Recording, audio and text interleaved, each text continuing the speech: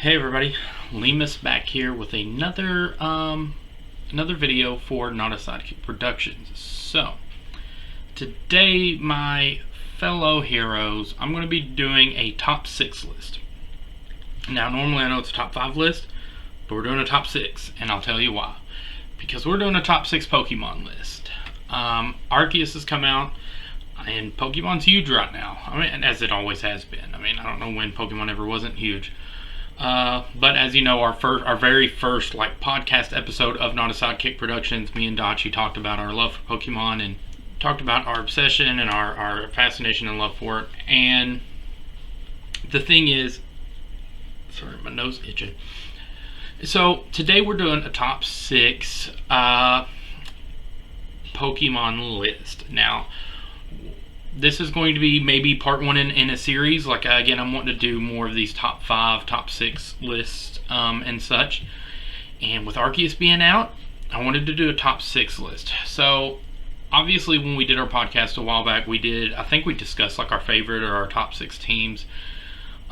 So, today what I'm going to be breaking down is my list personally. Again, everybody's may differ.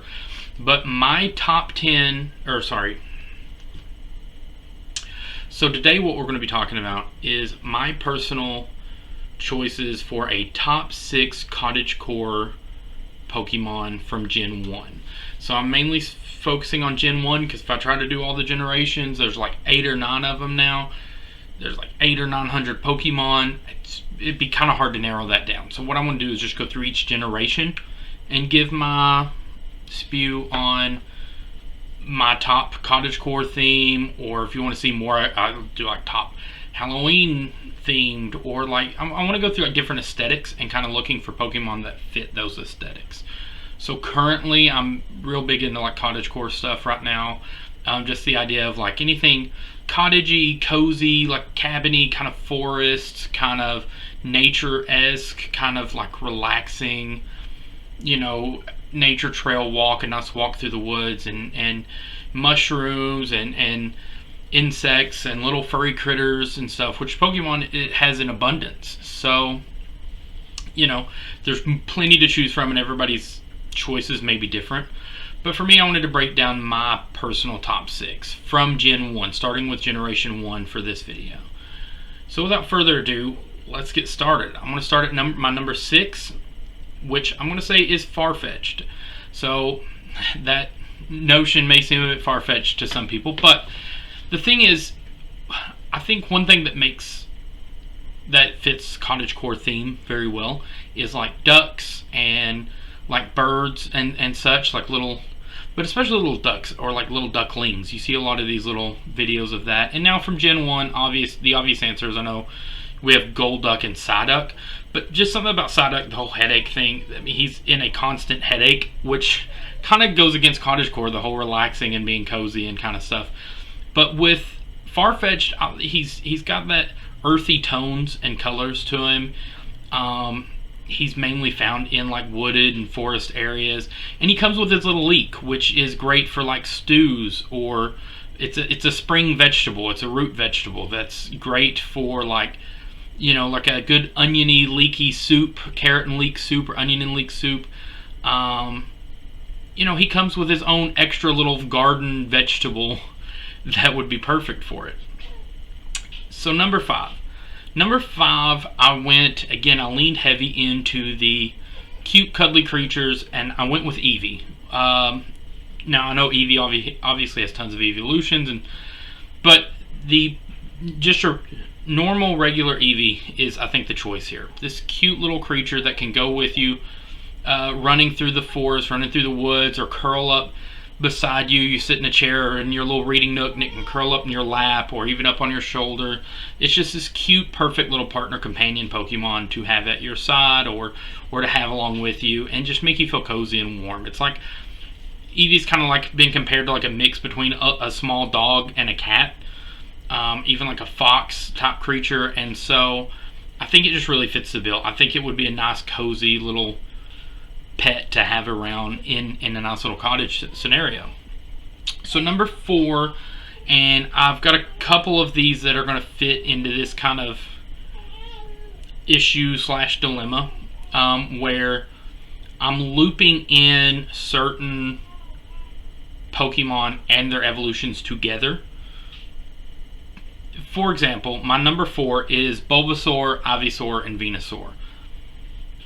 It's kind of hard to narrow down to pick just one, and since if you get one, it kind of comes as a package deal, the way I see it. The way my rulings for my personal list was it's a package deal. So with that one, you could say all 3 of them. I mean, it's that perfect plant. Bulbasaur has like the little bulb on top, and then even with Ivysaur and Venusaur, they got the big flower and it's got the vines. They got that earthy green tone, and it also kind of looks like a frog, like Bulbasaur and Ivysaur, and especially Venusaur looks like a big toad, which I think, you know, frogs and toads and stuff are very kind of cottagecore, right? It's this very nature-esque kind of little, like, you know, you hear them croaking in the mornings and the evenings and stuff.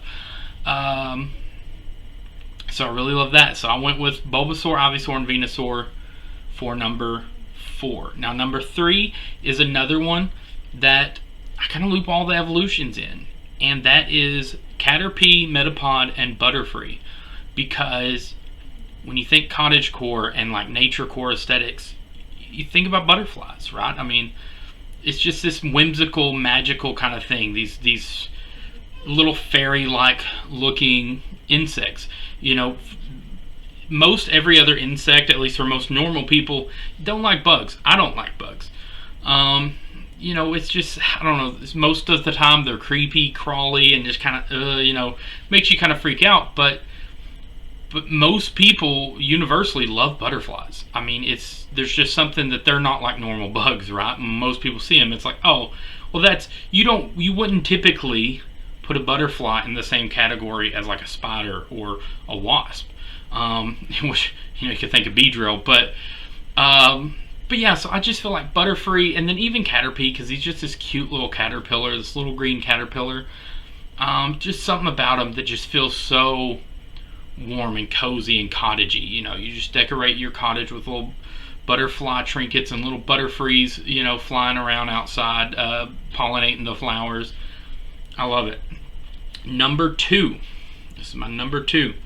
Getting to the top here. Speaking of foxes, Vulpix. I had to go with Vulpix because, again, it's this cute little fox thing. I'm a big fan of foxes. If you know me on the channel, it's my favorite animal.